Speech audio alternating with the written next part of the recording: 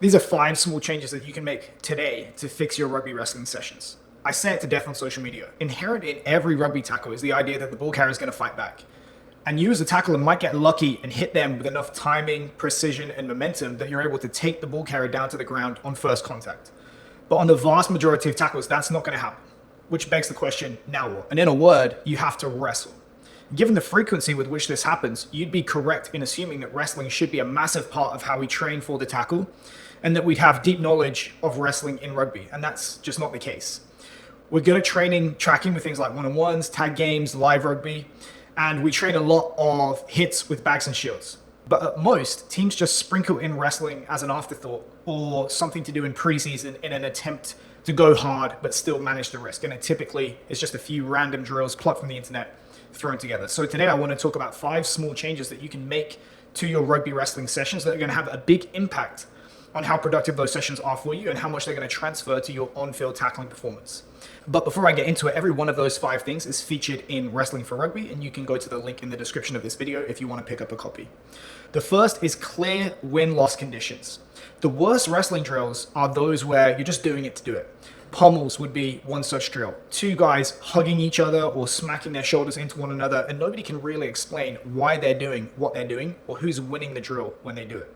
Theoretically, it's true that you can improve technique with aimless drills like this if you provide a ton of verbal coaching and feedback. This is what we call knowledge of performance. But that's a bad idea for a couple of reasons. The first is that mid-competition, athletes' attention is typically going to be turned outwards to the skill rather than internally to processing what it is their coach is saying to them and then using that verbal feedback to coordinate their body to correct their movement. And the second is that when we speak to athletes and provide constant verbal feedback, we're creating this culture where athletes are being spoon-fed. And that's just not representative of rugby. Rugby is a game where almost anything can happen, and players are going to be forced to figure out their response to situations in the moment. So instead, we want to train accordingly and rely on what's called knowledge of results feedback. That's drills with clear winning or losing criteria. Did you win or did you lose? And when we set drills up in this way, the feedback is in the drill itself. If you win, athletes know, I need to do more of what I just did. And if you lose, they know, okay, I need to do less of that and try something different. And this allows athletes to self-organize over time to more optimal solutions, and they can associate things like body position, sensations, and visual cues more readily with winning or losing without having to rely on the input of the coach so much. And the added bonus of these types of drills is that they're a lot more engaging for athletes who generally love to compete. It's literally in our biochemistry to chase the dopamine hit of a win and to reward our actions when we're solving problems. And of course, as the coach, you don't need to talk so much when you set drills up in this manner. An example of this would be this connection game. Tackler's goal is to get both arms around either the ball carrier's thighs or waist, or both arms around one leg, ideally above the knee. And the ball carrier's goal is to prevent that. We work for 10 to 15 seconds, and during that time, either the tackler gets connection and wins, or doesn't, and the ball carrier wins. Number 2 is varied objectives. Traditional wrestling drills used in rugby are typically double unders from the pommel, knee wrestling, trying to get the other guy on his back, or pinning the other guy in what we call side control in jiu-jitsu. And guess what? None of these things happen in rugby. And not only are they highly unrealistic, they only focus on what we call the connection phase of the tackle, which means that we're neglecting big chunks of the skill that have to be trained. Every tackle is made up of 1, position. Can you physically get close enough to put your hands on the other guy? Next is penetration. Can you get into the kind of body position that's going to allow you to penetrate the ball carrier's space and not get absolutely destroyed? Next is the punch phase. Can you punch in your shoulder and punch your arms around the ball carrier's body to get the kind of connection that you're going to need if that first hit doesn't take them to the ground and get the job done? Fourth is the push. Can you leverage the ball carrier's center of mass to push them past the tipping point that's going to take them to the ground? That's typically the center of mass, the hips, outside the edge of the feet. And then the final stage is prehension. Once they go past that tipping point, can you stop them attempting to rebase by stepping, adjusting, rebalancing? Can you take them to the ground, and then can you hold them there to complete the tackle? Every one of those should be a type of game in your wrestling training if you want to train all aspects of tackling in rugby. And if we add in general stuff for some fun or as a fill-in sessions, that gives us 6 different types of games. Multiply that by at least the 3 major types of tackle, lower, middle, upper. We'll ignore snap downs for now. We're looking at over 20 different types of wrestling games that you should probably be getting exposure to if you want to be a well-balanced, prepared tackler, not 3 drills that everyone does that looks nothing like real tackling. Number 3 is different roles.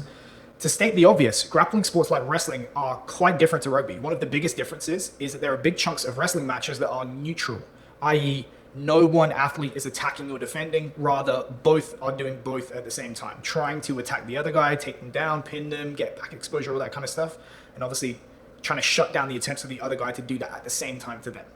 Rugby tackling is different. One guy has the ball and is trying to stay up on his feet and keep advancing towards the try line. The other doesn't and is trying to take that guy down to the ground so that his team can steal the ball and do the same. And this is just one of many reasons why we don't want to use wrestling drills or exercises where both guys are on the attack and the defense at the same time. We need to modify wrestling for rugby. Rather, what we want is clear differences in the role of each athlete. One guy, the tackler, is on the attack, and the other guy, the ball carrier, is on the defense. And when we add these constraints in, we're providing guys with a much more realistic, representative learning environment that looks like competition, which means that we're going to have a much higher likelihood of ingraining good movement habits and strategies that are likely to transfer to real tackling in a match. And this is true of both the tackler and the ball carrier. Even though just on this channel I talk about the tackler, both guys are going to learn effective strategies in this situation.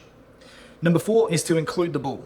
Again, the more realistic the learning environment we can create, the more specific the drill is going to be, the more confident we can be that getting good at that exercise or drill is going to transfer to skill performance in competition. And way too often when we wrestle in rugby, we omit the ball and we learn bad habits that actually set us up for failure in the game.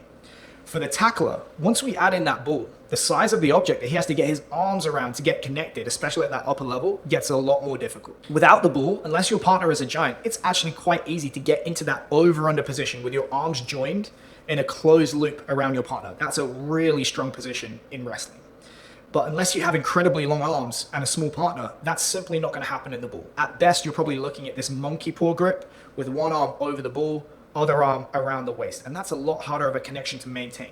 So let's be mindful to train for what it is we're going to face in the game, a much more difficult task. And the same is true of the defending player. The second we add in a ball, shutting down the attack of the tackler becomes a lot more difficult. Now we have one arm that we can't use to create space and to break connection. So we have to worry about things like ball security if you're going to add in that rule constraint. So let's be mindful to train for what it is we're going to face in the game to get the transfer that we want to see from training to games. Number 5 is rugby rules. I'll say it again. Your movement habits determine how you respond to a given situation in a game. And what you do in practice shapes those habits. And the rules that we place on ourselves determines what we do in practice. So there's a direct relationship between the constraints of the drills or the rules that we place on ourselves in training and how we're likely to perform and execute skills in the heat of competition. So if we can't do it on a rugby pitch, should we be allowing certain tactics when we train rugby wrestling? Things that I've personally seen or heard about in pro rugby level wrestling sessions include grabbing the head, high contact, using the legs to tackle, pitting, knee wrestling, rear naked chokes. Yes, really.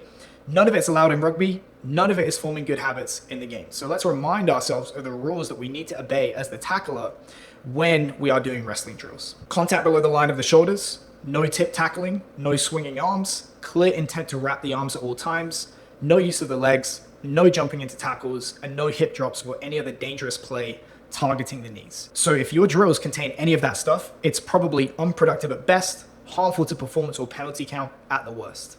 As a reminder, I only post videos on this channel about how to become a better coach of the rugby tackle. So if you've enjoyed this video, please give me a like, a subscribe, and a comment, and you're going to see a whole lot more videos just like this in your feed. Thanks.